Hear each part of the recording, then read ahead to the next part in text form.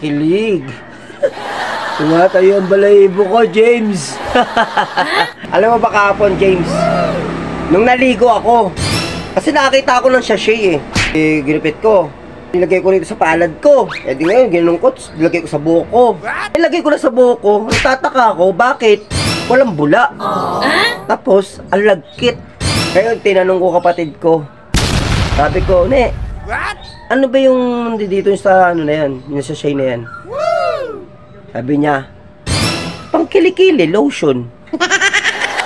Sabi ko, walang ya, kaya pala hindi bumubula. Lotion pala rito sa kilikili yun. Grabe, tinawanan ako ng kapatid ko. Kahit sino mo matatawa ka, di ba? Natawa rin ako sa sarili ko eh. Nangyari ba sa iyo yun, James?